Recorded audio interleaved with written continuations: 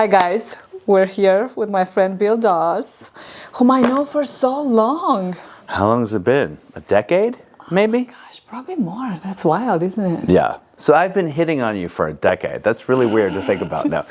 When did we meet? Was it Instagram or how did I even? Facebook. Facebook. So yeah, remember we did the interview for Improv magazine back in. Yeah, that was great because I was doing a Broadway play. Yeah. And you got me this interview with, what was the magazine called again? Improv magazine. Yeah, that was a great magazine. A lot of people are like, how'd you get that press piece? Secrets. So I'm going to read a little bio quickly for those that don't know you. You're an American actor and stand-up comic. You graduated cum laude with, with an aerospace engineering degree from Princeton University. Mm-hmm. Is this like for real? It's real. You can Google and it. holds an MFA in acting from NYU. Jeez. While living in New York, Bill starred in 3 Broadway plays and over a dozen off-Broadway plays, as well as appearing in over 50 films and television shows. Dang. As a comic, he has toured nationally as well as internationally with the USO. Oh, my people. Those are your people? Yeah. Oh, very cool. And considers the Hollywood Laugh Factory his home club. He is best known for Mo, Alaska Daily, City on a Hill, Damages, Before the Sun Explodes, Law and Order, Special Victims Unit, and Encounter with Riz Ahmed. Who's Riz Ahmed? Don't worry about it. Yeah, somewhere. Bill tours nationally and internationally as a headlining comic and considers the Laugh Factory his Oh, it's a little redundant, yeah. Yeah. But you didn't mention Sex and the City, who's my favorite. I know every line. It's so crazy because I probably once a month someone takes a screenshot from the episode and says to me, like, "Is this you?" Yes. Because I look so young in that. That's wild. I'm like 50 pounds lighter. I'm totally like clean shaven, like, hey. Yeah, I had hope and joy in my heart. It was great. Yeah, but it was a really small part. So it's nothing that it's bizarre because it was a small role. It didn't have to do much acting in it. But it's the one role that everyone references when they go, yes. "Who are you in Sex and the City?" I'm like, "Oh, look it up." Yeah. Did you see my episode? Hell yeah. I've seen that episode. It's like my times. smallest part. I'm like, God, I wish I could do a bigger part. Anyway. You did a great job there. I have some questions from my Instagram friends for you. Love it. Okay, we're going to start with, from aerospace engineering at Princeton to making people laugh on stage. That's quite a flight path. How do you go from rockets to comedy? How did you do that? Like, why? The same way Elon Musk did, right? Autism. No. Autism, jeez. Well, so this is why I think I don't know if this is how every country is, but the American school system is when you're a senior in high school, you have to allegedly determine what you're going to do for the rest of your life. I mean, when I was a senior, I was still I was just trying desperately to get laid because I wasn't. And still probably like working out the kinks for how I masturbated.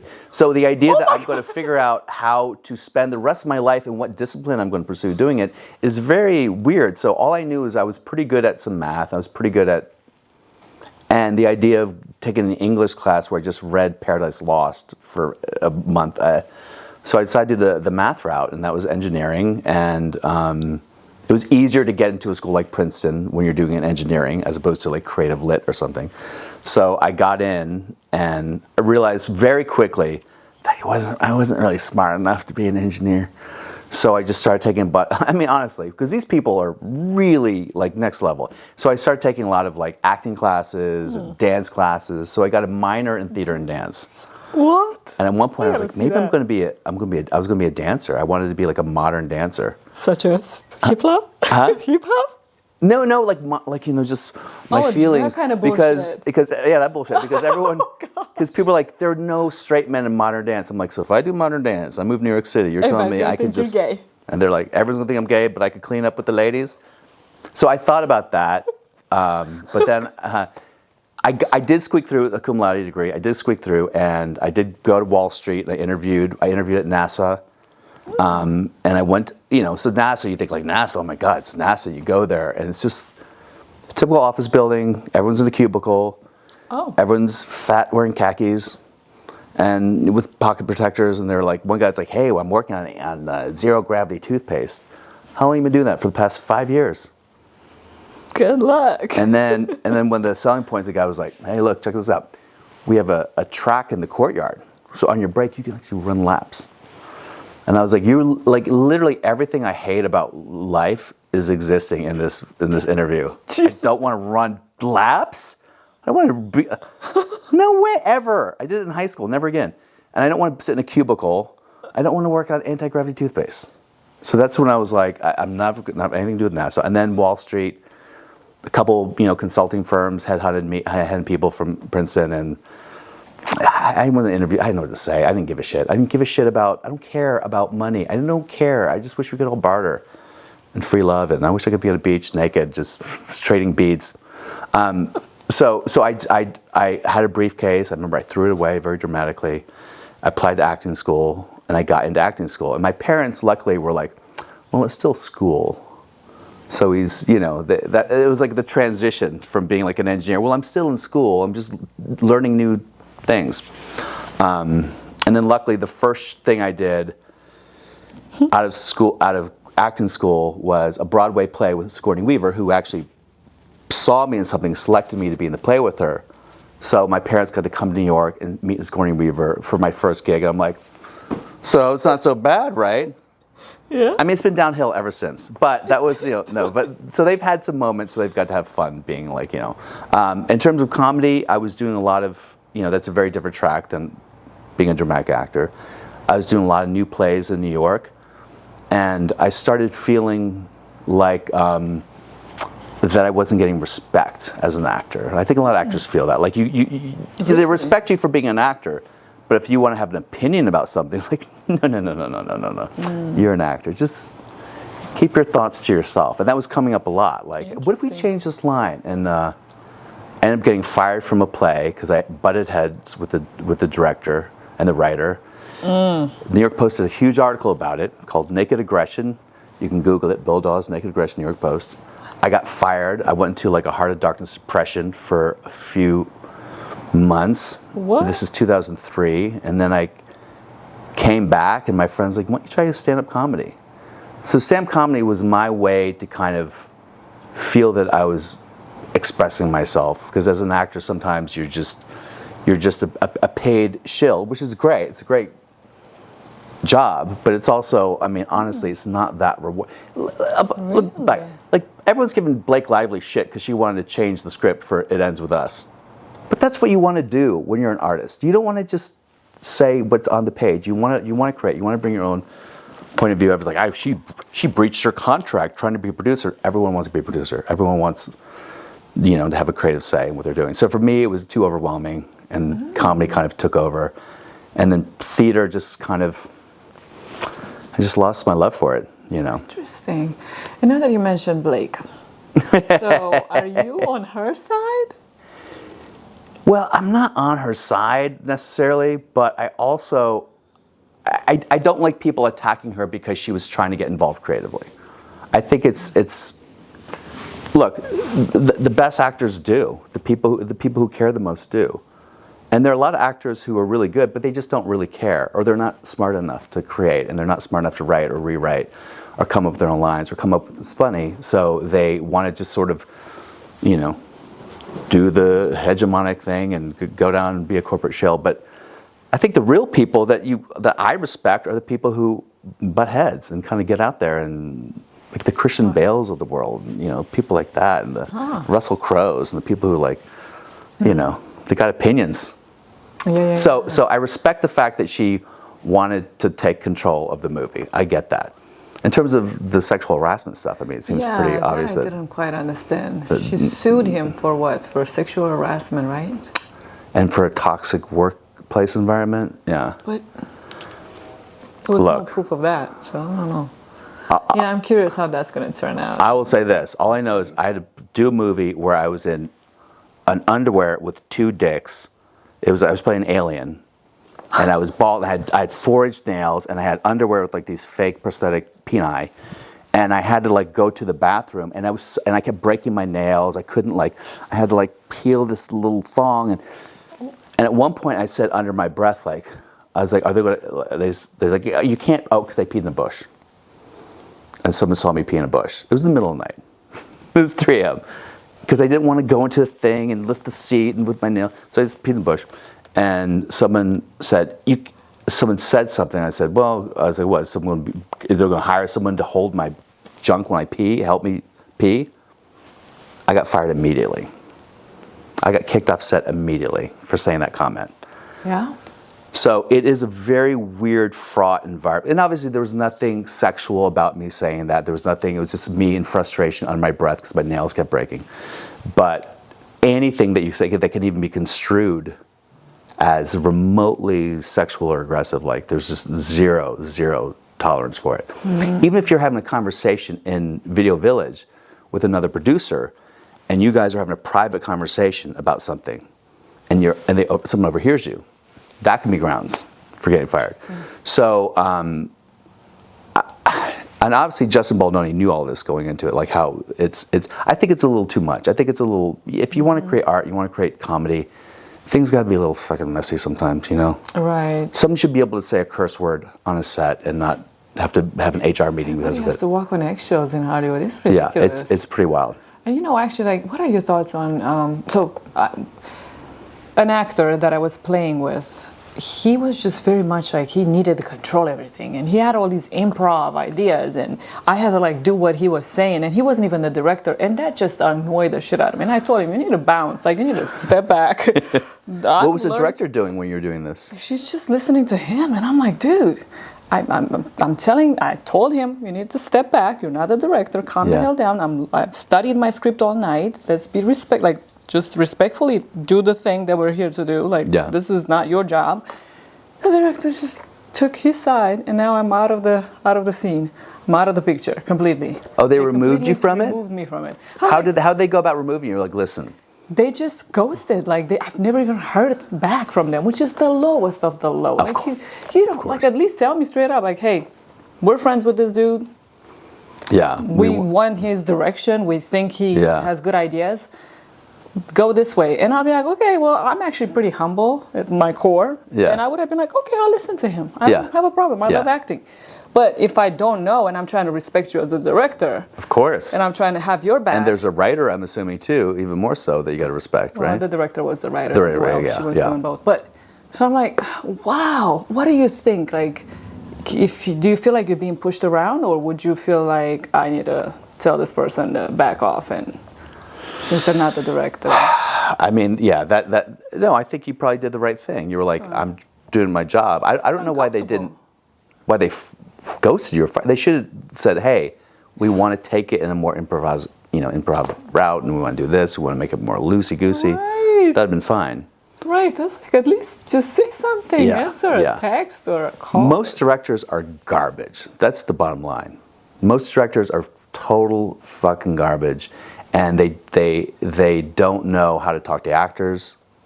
They don't know how to mitigate disputes, and they don't really have a clear vision about what they're doing. It's sometimes the directors are just they're the flimsiest artist you meet becomes a director.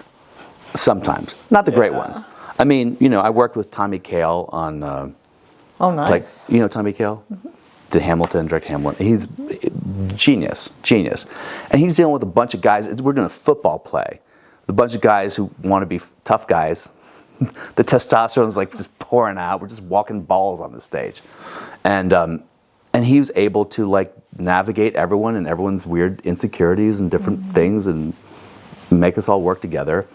And that's what you got to do. But most directors have no skill for that. Right. They really don't. Particularly for film. You need it for film. TV, it's like in and out, clockwork. But for film, you need to galvanize people into some sort of community and some sort of family. Yeah. So this director sounds like she was a little... Beginner. Yeah, sounds like a beginner, and she let him railroad her. Yeah, and there's nothing you can do, Yeah, that's, I guess I wasn't alpha enough. I wasn't manly enough. I think you should be a director. I know, people tell me that all the time. I would be a good director. Yeah, I think so. Yeah, because I can listen to crazy actresses. No, I think I think I'd be a good director. I would like to be a director.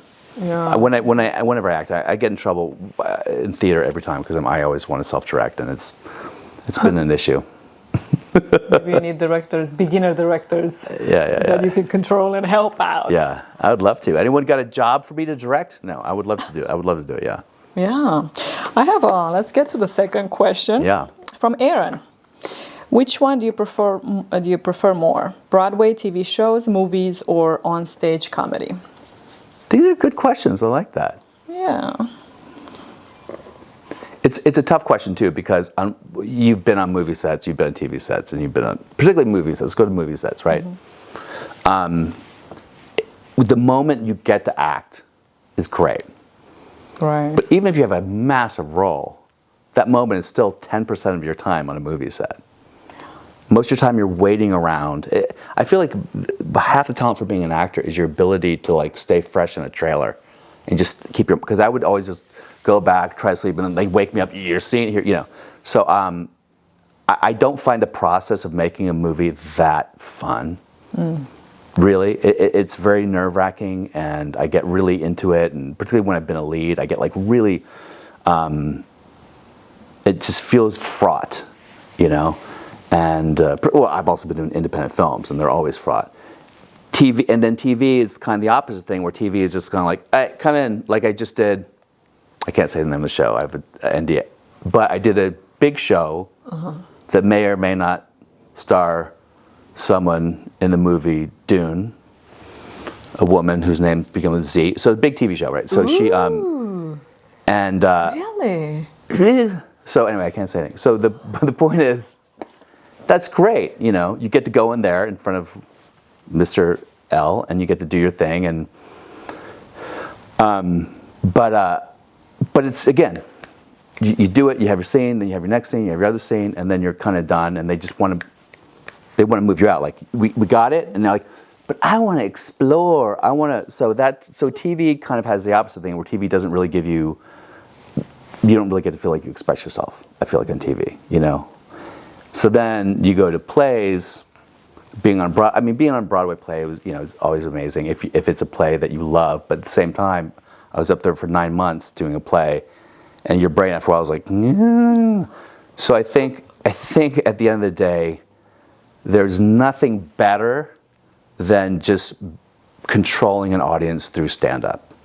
You know, there's nothing better. However, if I were to have if someone said, "What's your dream?" Selling out Madison Square Garden or being nominated for an Oscar, the Oscar, 100%. You know, I wouldn't care. Yeah. What if you could sell out every major arena? No, I'd rather win an Oscar. I'd rather, you know. Yeah. Did you go to the Oscars this year? No, I'm not fans. I don't go to the Oscars, Kat. Maybe you get to go to the Oscars. I watch the Oscars from the TV, but I guess you go to the Oscars. I've never been invited to go to the Oscars. I only went twice, okay? Oh, you only went twice. Okay. Oh my goodness. Another one, Erica. You've performed for audiences nationally and internationally. Is there any particular place where you were surprised by how humor translated across cultures, or where your jokes landed differently than expected? These are really good questions. Round of applause for your viewers. I think, yeah, of course. When I was in New Zealand, it's a perfect example, because New Zealand's about as far away as you can get from jokes that I made that were like racial, or if I made a joke about a black person or something like that in New Zealand, it went off like gangbusters, because their reference for American black culture is just TV and film. Okay. Like they don't have like actual reference. So anything that you can do that is kind of a little hacky and stereotypical about any culture, any racial, Asian, black, whatever, Latin. For people in New Zealand, they love the fact that I've heard that. Oh, Tiempo Latino, Latin people are late. That's hilarious. You know, they'll laugh. Oh, it's too hard, that stuff. Really? Or like, yeah, black people's penises are big. Yeah, that's right. We've heard that. That's funny. Let's laugh at that one. So, by the way, that's not my act. But there is. Not my act. But there is. It was interesting to see how like. I would say jokes that were something personal to me that I've discovered in American culture. In New Zealand, they would laugh so hard because they suspected that it was part of American culture, or they felt rewarded that I was saying something about American culture that they thought was true. Does that make sense? Interesting. And that didn't happen in Europe? It wasn't like I would say a joke and like there was no point of reference for them, because in New Zealand, like they all their point of reference is American media. You know, that's how they know us. That's how they know Americans. And I feel like that's true probably in most of. I mean, I performed in Paris and London. I've, Saudi Arabia. Oh, nice. And I think that we're lucky as an American because we are kind of like the entertainment capital of the world, you know, even in India, you know. So I think that people, if you say anything that's in reference to anything in LA or anything in Hollywood, anything that they're hungry for it, they want to see it, you know. So I'm surprised at how well like jokes I do about my life or cultural references that I experience in America do well overseas. I'm always surprised. Very interesting. I'm always like, oh, I'm going to bomb here. I'm in Sweden. They're not going to. Yeah, they won't But they get it because they consume American culture so much, you know. That's pretty interesting. I like that. I'm happy to hear that. Was there ever an embarrassing moment on stage, either during your comedy skits or Broadway acts? I mean, I've been naked on stage a bunch. They think You very embarrassed. one night it was really cold, so I didn't have a strong showing. Embarrassing. Well, you know, it's funny because I don't know if I really have the ability to be embarrassed anymore. I did have a moment recently where I went on stage, and I was wearing I was wearing khakis or gray pants. And look, I'm an older man. My shutoff valve isn't quite as pristine as it used to be, so I had a little dribble dime on my pants, like a little circle, little obvious pee stain on my pants. And I got on stage, and it was, you know, the Laugh Factory Hollywood, the bright lights are right there. It's very obvious that Daddy peed his pants a little bit. So and people are like, oh yeah, and I'm like, yeah, yeah, that happened. Anyway, guys. So my girlfriend broke up with me. You know, then you just kind of go. It doesn't. I don't like. Okay, yeah. There was a dribble there. It's fine. We're okay. We're human. We're gonna live. I mean, I didn't like. You know, it wasn't streaming down my leg or anything. It was just like a little dime store cowboy. Yeah. The hand gestures are everything. Yeah, but it struck me in that moment. I was like, what struck me is how little I was embarrassed by it. And I remember when I was in like 4th grade, I remember one time I went to the bathroom and I came back, same situation. I was wearing like light gray pants or something. Oh God. And I came back and the girl I crushed was like, and then she starts giggling with her friend. I'm like, they think I'm cute. And I look down and I have like a pee stain on my pants. And I was like, you know, your ear, you know, when you're young, your ears are on fire because you're so embarrassed. Everything is just blushing. You just sit at your desk like, oh my God, I'll never fucking live again. Yeah. So now that happens, I'm like, yep, it's a little bit of pee. I don't know what could embarrass me. I literally don't know what could embarrass me. Really? Yeah. Nothing? I don't know. Wow. I don't know. I don't know if that's a good or bad thing. Like embarrassed? Like embarrassed. Like what does embarrass mean? I'm literally asking, what does it mean to be embarrassed? What would embarrass you? Actually, that's a good question because I don't really get very easily embarrassed either. Like if someone's like, yeah, you're terrible in bed or something, I'd be like, okay. I'm not. Yeah, Mom. Yeah. I don't know. I can't. That's a good question. I don't know. I don't know what embarrassed me. What? I don't know what could embarrass. I literally don't. I can't think of anything. Well, to the next, 5th one. As a comic who tours around the globe, can you share one of your most memorable experiences from a USO tour? Oh, yes. Oh, yes. So I went to Kuwait and Iraq with the USO. Okay. And which base? we were in Camp Victory, Camp Liberty. I think there was a 3rd one around Baghdad. We were supposed to go to a bunch of FOBs in Afghanistan. Ooh. But at the time, because I think it was 2009, there were a lot of shit was getting shot down, right? Like the helicopters and cargo planes were getting shot down at that time. So they grounded us. Like we were literally at the airport ready to go. They're like, oh guys, we're grounded. There's too much chatter, blah blah blah. So we never went to Afghanistan. But we when we went to Baghdad, okay, so started Kuwait, and they said, listen, you gotta be super clean.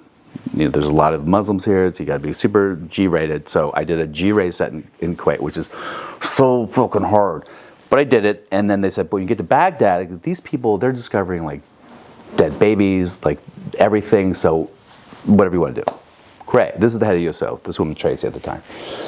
So the first show was a 3 p.m. show for a bunch of Marines, and they're sitting there with their machine guns like right there. And I went up there and I did a raunchier set. I probably was a little bit maybe too gung-ho to be raunchy. And I had this one closer that was really a pretty raunchy closer. And it didn't do very well. I mean, it didn't bomb, but it just didn't do that well. So, but that night, we were going to perform for 8,000 people. I think this was Camp Victory. It was outdoors. Everyone's on storage containers. It was going to be packed. And I was like, oh, it'll be better tonight. And then she was like, I strongly suggest you don't do this last bit that I called the Nestle Knockout. This is the name of the bit I called it, right? and she was like, I go, but you said I can say anything I want. Right. I suggest you don't do it. Tracy, are you telling me not to do it? Are you suggesting? Because you've got to let me know, what are the rules? She goes, I strongly suggest. I was like, okay. So I went on stage, and I was doing, and every time I would do something remotely dirty, the crowd was, and I was with Jamie Kennedy at the time, and I looked over at Jamie Kennedy, like, I got to do my bit. And he's like, go ahead, do your bit, I don't care. And it killed, it crushed. 8,000 people, like, some people loving it, did really well. It's a dirty bit, whatever. I get off stage, I feel so good. The next day, she said I was banned from the USO. Are you serious? Yeah. And I was like, soldiers like that. and I was like, I'm good with that. I'm good with that. Because if I wasn't myself, and they told, and the soldiers after the next day, they told me, they said, hey man, thank you for that. Like, they hadn't had a live performance at Camp Victory at that point in like a year and a half. The last tour they had was football players came and like threw a football and shook their hand, So they got like the fact they got live entertainment was like really big for them. So many people were so thankful afterwards. And I told them that I was kicked out of the USO, and they were like, thank you for getting kicked out of the USO, because we needed that. What you did, we needed. Yeah, that's the best feeling you can have as a comic, because so much time your head's up your ass, and it's just about you. It was the first time I was like, oh wow, there's a lot of merit to doing this job. I've never heard of anybody getting kicked out of USO. This is the first time for me. Well, I don't think I'm still banned. Like I could probably. But it's wild. But this woman Tracy, I don't know if she works there anymore, but she was the head of the USO at the time, and she said I wasn't welcome back, and I was like, dang. I don't give a shit. Wow. And I told her, I said, Tracy, you suggested, you didn't say I couldn't. Yeah, especially when you verified. Yeah. Yeah, very interesting. Well, as long as you stayed true to yourself and you made all those people. Yeah, I don't know if it's good to be true to yourself sometimes. Maybe just fucking toe the company line. Do what you're told. I don't know, really. I don't know. I think that all the time. I think about my life. I think I spent too much time trying to buck the system when I should have just like been a good soldier and just okay, yes. I can't though. It must be what a pedophile feels like, because I'm like, because I'm going, don't do it. But then I'm like, I gotta fucking do it. Like, don't say it. I gotta fucking say it. Like I always find myself in situations like that where, and it becomes like this dysphoria in my brain where like I have to at least try to make it this point. I at least have to, like, even doing the last TV show with what's her face. It was like I was like, I gotta do something here. I gotta. Hey, can I?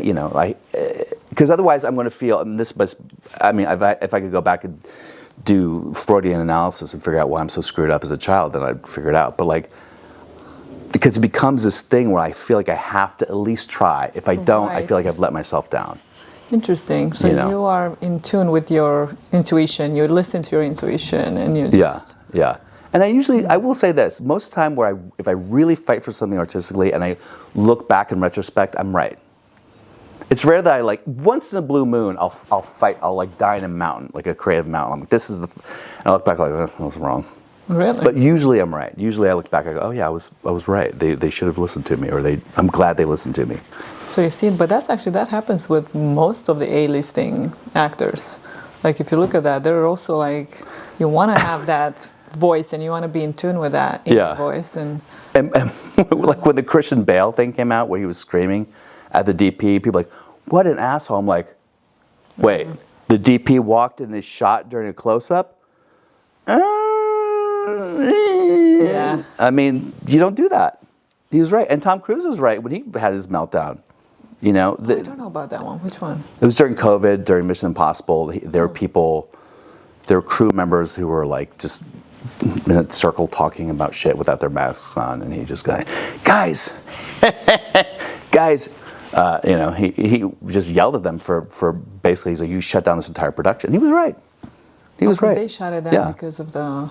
I think Russell Crowe was right for his fights he had during Gladiator. I mean, it's like sometimes you got to like, I don't know. I think actors, it's crazy how actors are given. So, directors were invented so actors wouldn't get in fist fights. That's why they were invented.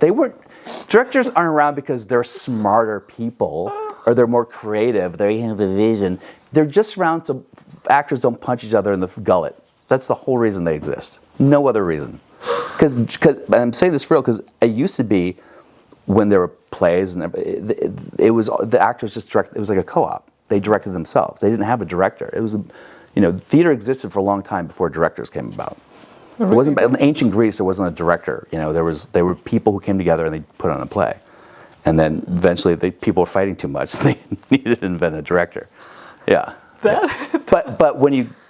I found the directors are treated like the smart ones, and actors are treated like the dum-dums.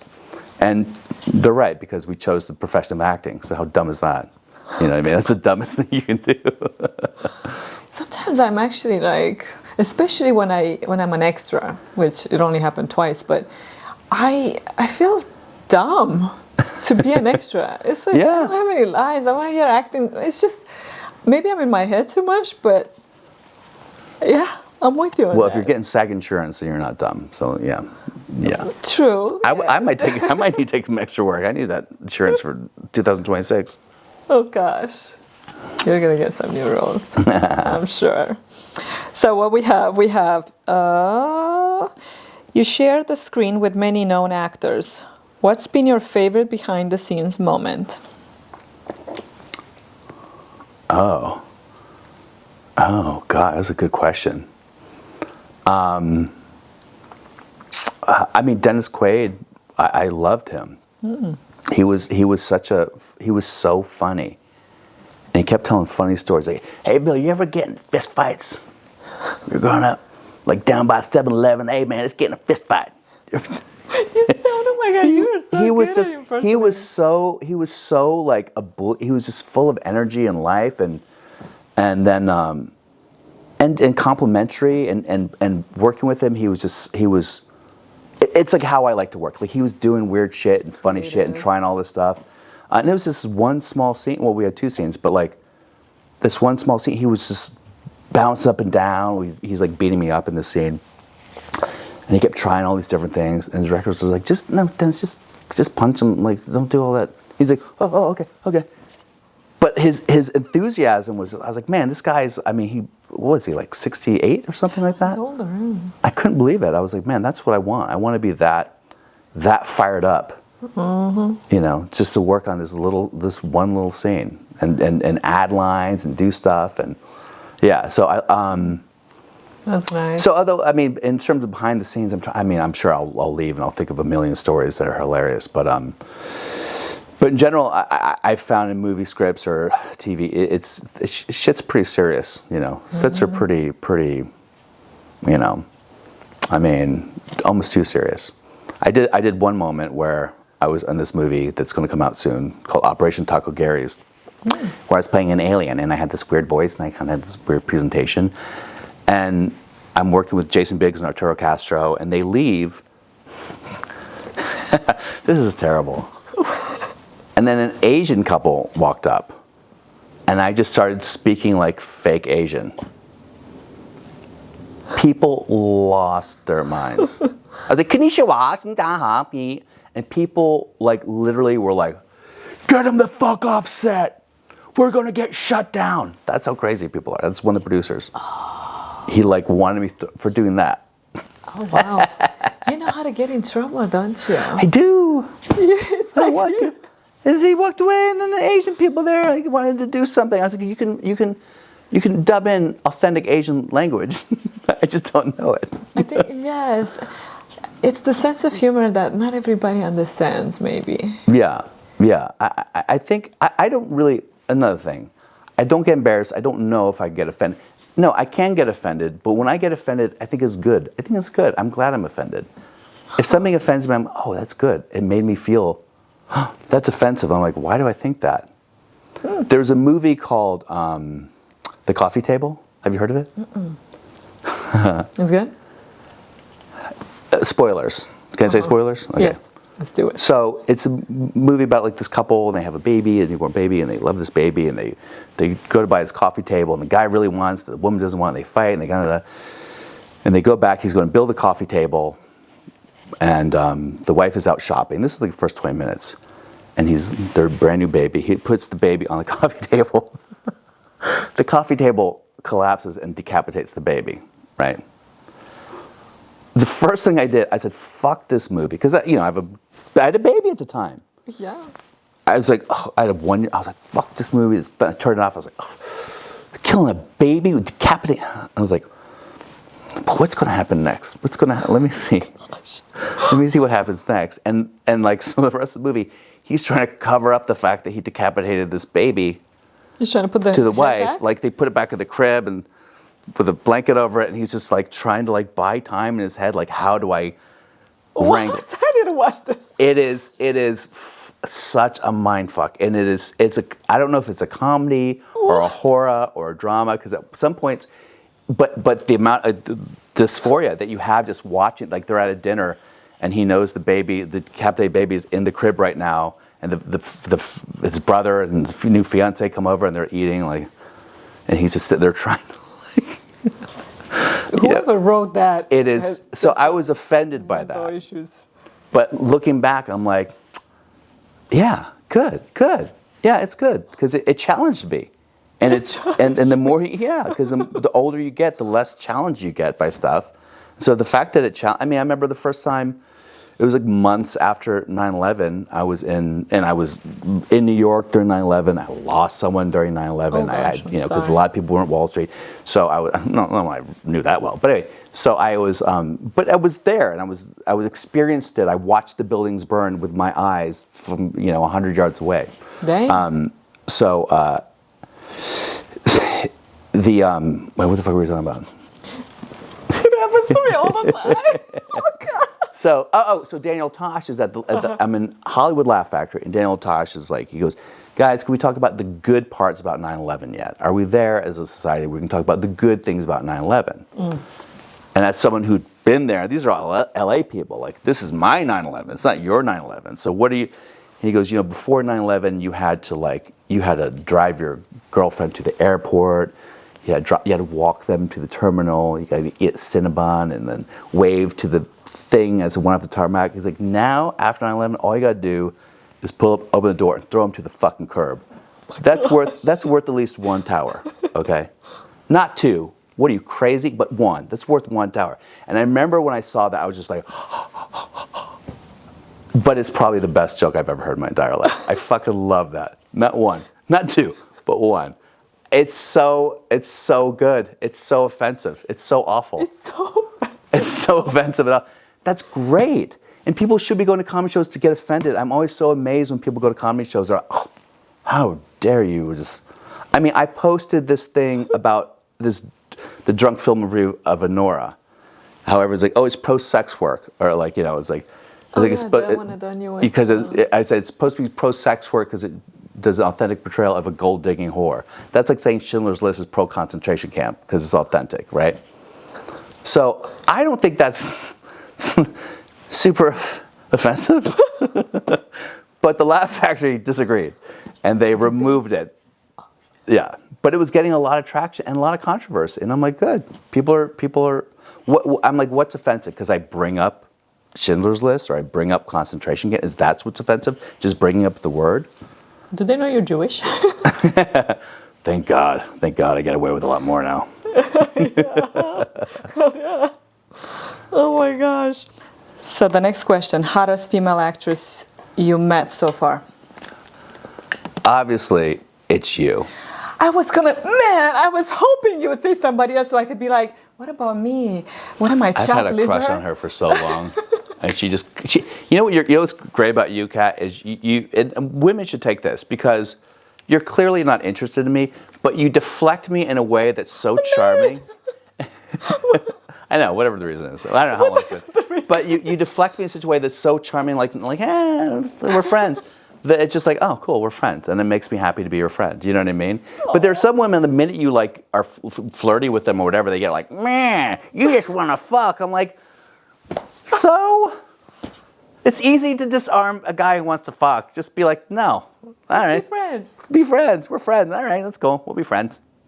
That was a smart answer.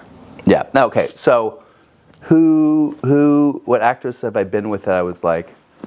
Not that you have been with. Or that I was in a thing and I felt like I was like, oh, she's so. Yeah. Actresses aren't hard the minute they're on set. The minute they're on set, they're just not. I mean, I did a bunch of episodes with a bunch of days with Hilary Swank. Really? And I think I had like a little bit of a crush on her back in the day. Really? But she's just just super professional and it just doesn't, it's not a thing. I did hit on Samantha during Sex and the City. I did try to like. Okay. I did try to, and she kind of like you. She laughed in my face. It was it was nice. And then I hit on Sigourney Weaver too, which was so stupid because she just wanted to be my mentor. Whatever. You're dumb. You're in 20s and young, dumb, full of cum. Yeah. But I think I just did it because I wasn't like dying. I was like, oh man, my heart's making me. No, it's just a stupid kid. Oh, thanks, Samantha, huh?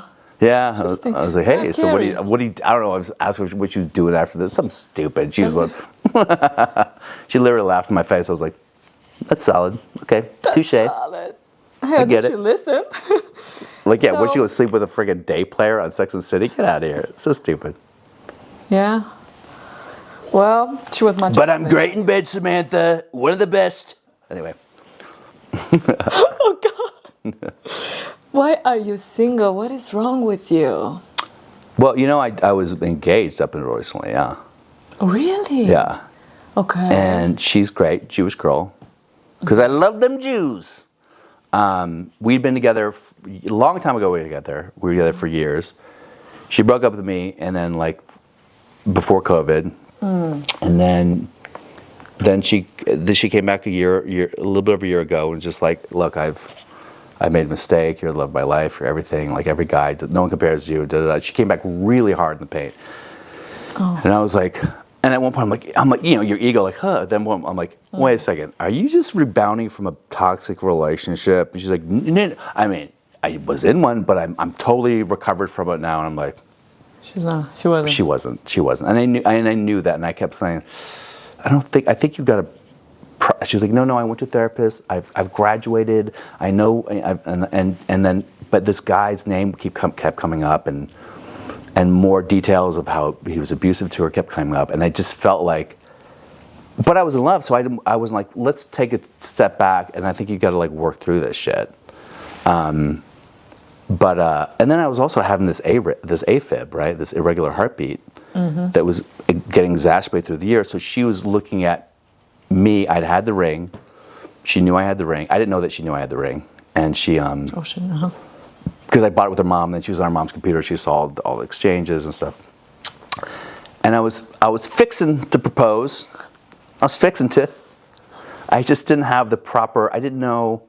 I was like, I wanted. You know what it is? There was something wrong with my heart, literally, and so I felt bad, and I was like, maybe I feel bad because I'm not booking right now. So maybe if I'll wait till I get a nice part. And I'd been working so much before then that 2024, I was like, oh, I'm book some shows here and there. It was fucking nothing. So I kept. It's like, well, maybe I book a show and then I'll feel better. So she saw me as just basically unemployed and lazy, but I was also really struggling with, if anyone knows anything about AFib, a regular heartbeat, and I'm in it right now. You know, I'm in it. I have persistent AFib. So in other words, my heart doesn't beat right, and it's probably going on for about consistently for like almost 2 years now. So I feel like I'm hungover every single day. It's pretty bad. They did a cardio version where they put you under and they electrocute you, and I was like, for a week I was like, oh my God. Wow.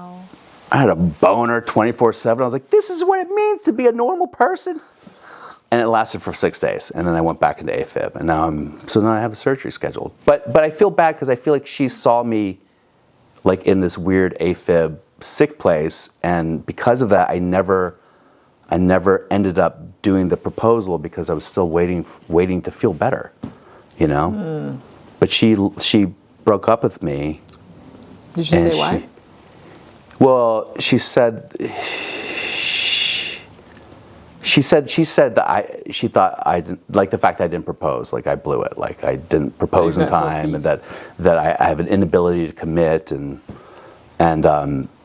but I think the truth is I think she was watching me and I was a sick man, and there was probably something where she was just like, there's something off here, and I was off, you know, so.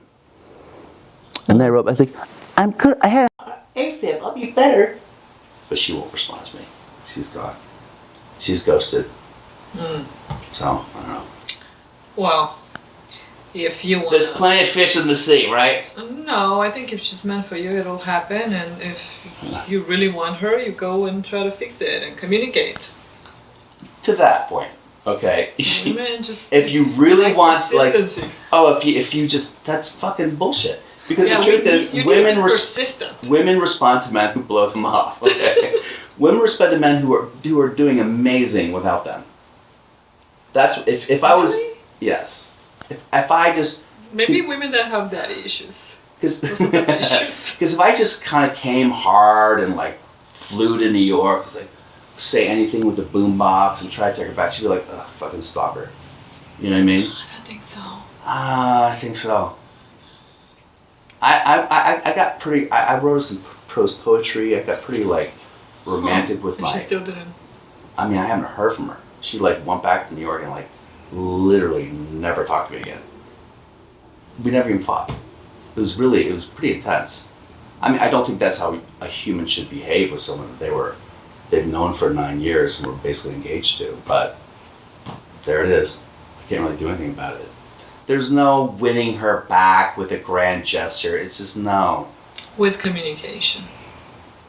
You obviously still love her. You wouldn't. I mean, of course I loved her. I loved her, yeah. Yeah. But like look, this is what I feel. I feel like I love her. I still love her. And I'm going to love her for the rest of my life, just from a different bedroom. You know what I mean? I'm going to always love her. I'm not going to not love her, but I'm just not going to do it from the same home or the same bedroom. I'm just going to have like love for her, you know? I love my baby mama. Oh yeah. But I wouldn't no, I'm not going to marry her, like, you know, but. I want to edit that out just in case.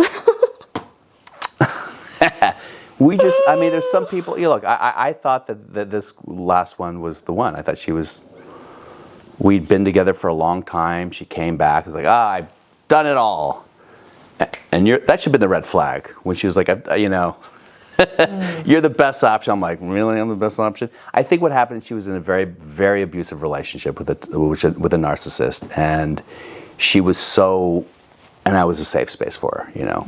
So I think, when she was able to get her sea legs back and become more herself and recover from it during the course of our year back together, I think she was like, all right, I'm cool. I'm ready to move on to a Jewish doctor. To upgrade a little bit. Let's play a game. Yeah. So let's get you pick one of those, and then, which that means, can you come up with a short improvised sketch or a joke on the spot related to that scenario? Oh my God. Are we recording on all cameras, right? Just making sure. Yeah. Undercover. Can I read it out loud? Yes, please. Undercover in the animal kingdom. You're an undercover agent disguised as an animal in the jungle, trying to blend in. Which animal are you, and how do you handle jungle life humorously? Wow. I'm an undercover agent disguised as an animal. Which animal do I want to be? Which animal? Okay, I mean, I would like to be a cheetah. Yeah. Yeah. I'd want to be a male cheetah. No, I don't know. Would you want to be a male? Because if you're a female cheetah, then the male cheetah's going to fuck you. And if you're a male one, they're going to want to kill you. So what's the safest animal? Maybe I'd want to be an elephant. Like, like someone that no one messes with, right? People will try to kill elephants. People kill elephants. Oh, humans do, yeah. Yes. But that'd be easy, because if I was an elephant undercover and then I saw the poachers coming, I'd be like, pull out, like, hey guys, leash. I'm undercover. So I'd definitely be an elephant. Because every other thing, you could die. And here's the thing about animals in the jungle. It's true. When you ever go to the zoo, you're like, oh, these poor animals are so bored of the zoo. Yeah, but in the wild, every day they might die. You watch these documentaries like about planet Earth or whatever.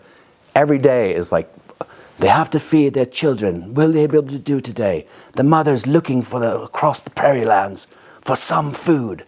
The children, and then the kids. There's one where the mother went out looking for food, and then the snake came and killed all of her little kids, and then attacked her, and she went blind, and then she came back, and this is all on night vision camera, and then she came back to the nest, and she's like nudging their little lifeless bodies with her nose, and I'm like, this is the most dramatic thing I've ever seen in my entire life. It was way more dramatic than anything I've ever seen, like a human being, like a blind mother moving her dead babies with her nose, trying to see if any of them are alive. Oh, it's so awful. Supposed to be comic. Yeah, so what was the point of this? Oh, yeah, so I'd be an elephant. Yeah, because then no one would attack me. And I have a lot of good things to cover me, a lot of hide. And how are we, what kind of joke do we have on that related to the scenario? A joke? Well, I guess, what are elements most known for? Their poop. So I guess the joke would be, it's still like a stand-up joke. Yeah. That's way too much pressure. But something about like me trying to poop like an elephant, which would be very unconvincing. I got nothing. That was a good one, though. Is that an elephant? Is that a real elephant? No, that's a guy with IBS. Anyway. You got one. All right. You got one. Quick fire round. The first time I. So I'm going to say the first time I, and then these are like very quick answers. Okay, yeah. And then you're off the hook. So the first time I stepped on stage for a comedy performance. You just have to give a quick answer to that. I bombed. The first time I felt starstruck meeting a fellow actor or comedian. John Malkovich. The first time I forgot my lines during a live performance. Gross indecency, yes. The first time I decided to pursue acting. Senior year in college. The first time I landed a role in a major TV show or movie. Right out of grad school, I booked a guest star in Law and Order. Yeah. The first time I had a joke completely fail in front of an audience. Every night. The first time I took a role I was initially uncomfortable with. Impossible. I would play a jihadist. It's fine. Yeah. The first time I felt I had made a breakthrough in my career. Alaska Daily, I thought, or Lombardi on Broadway. Neither of them came to pass, but yeah. The first time I received unexpected advice that changed my career path. I was told to your career will be completely submarined by jealousy. Someone told me that it's the worst thing, the worst trait you can have as an actor is to be jealous and to compare yourself to other people. That was when I was still in college. My professor told me that, and I was like, I never forgot that. Yeah. You know what's so amazing is the fact that it just hit me. I wanted to ask you for some acting advice, and you just said that. That's freaking wild. Because that's what would be if you could give a young Yeah, up and just like coming actor. because some advice. and I mean, look, I have it from both ends, the acting world and the comedy world. I have all these people I came up with. They've become massive, massive stars, and you can really get into a place where you're just constantly comparing yourself. And the truth is, like, they all do it. Like, no matter what level you're at, they're comparing themselves to that person. They're comparing themselves to that person. And I think it's very important just to say, to know what you want and what you want to do and how you can be better with yourself and how you can be better at what your craft is. But if you compare yourself to other people and what they're doing, first of all, we all know when someone is talking like that, like an actor, comic, like, oh, and then this person, you're like, you just sound like a bitter asshole, you know? Right? Like, oh, can you believe that blah, blah, blah? I mean, I don't know if when you probably, when you saw me perform, my opener was Matt Rife. I don't know if you know. It was actually, I thought it was really good. Yeah, Matt Rife is great, right? Matt Rife is now the biggest comic in the world. He's enormous. I mean, he makes $50 million a year, literally, right? He was my opener. And it's really easy to be like, "Meow." But no, great. That's great. He deserves it. He's a great looking guy. He's a funny guy. Like it's so much better to celebrate, even if it's hard sometimes, even if you have to convince yourself. But you should live in a state where you can convince yourself to be happy for other people and to celebrate other people's success. Because I don't really, when things happen, I mean, sometimes little sparks of jealousy happen here and there, but I really feel like I've been pretty good at like viscerally weeding that out of my system because it doesn't matter. It's the most, even in a relationship, it's the most useless fucking emotion there is. I mean, maybe you need like 1% of it just to, you know, so that she knows you care, and 1% of it so that you know you care about your craft and your job. But like anything more than that is just such a waste of time and energy, you know? That's beautiful. That's amazing advice.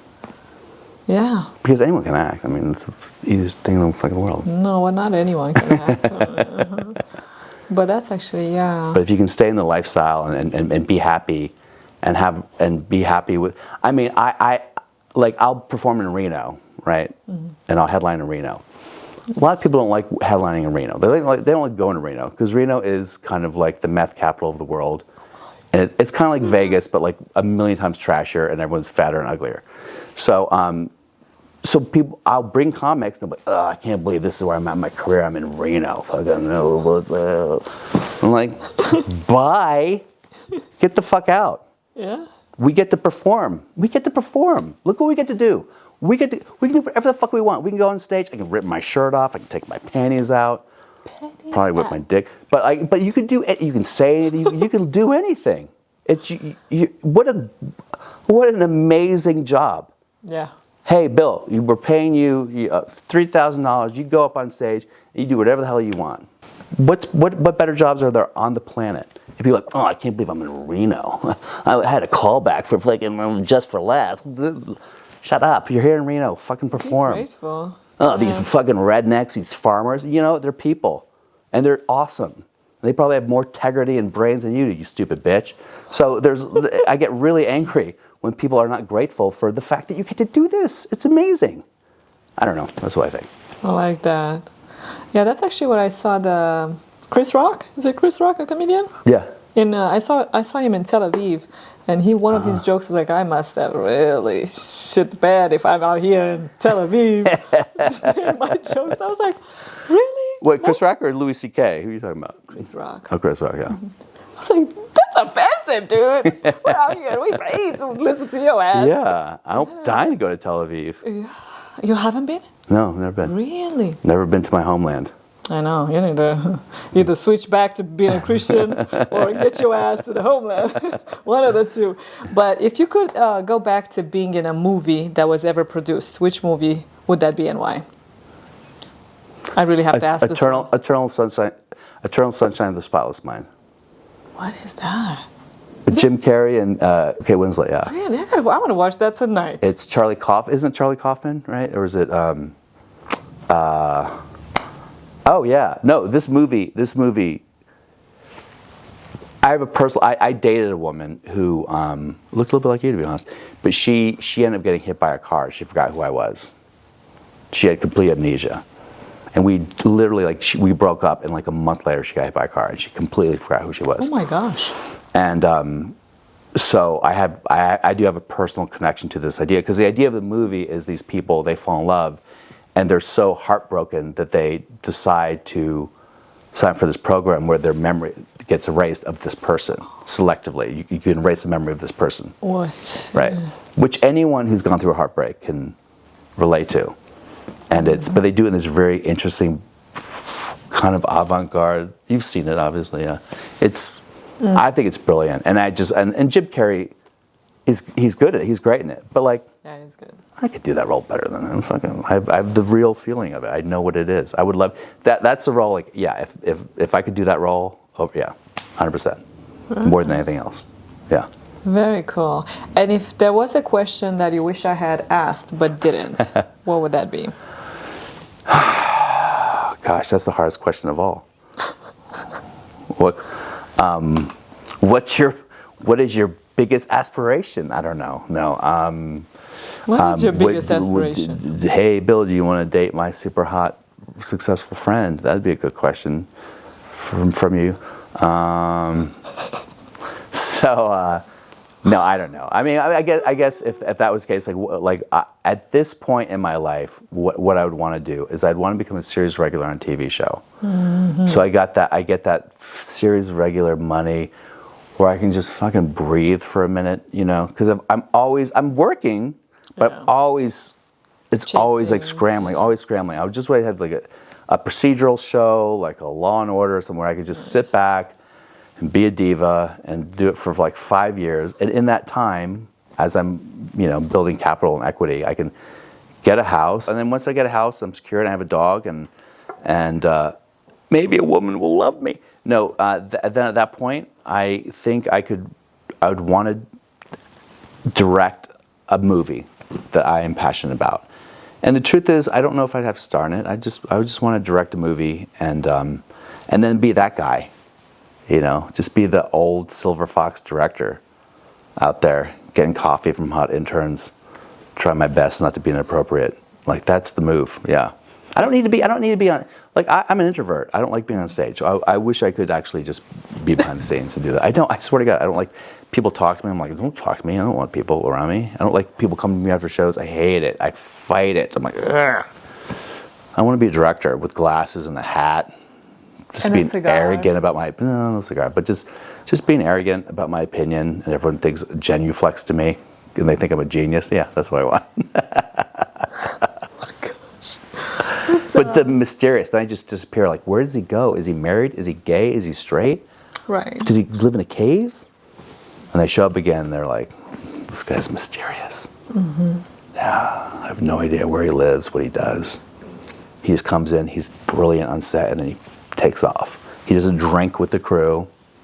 Mm-hmm. Doesn't hit on any of the women. He just goes home, does something, fucking solves crimes or something. Yeah, like a Batman director. That's nice. my vision.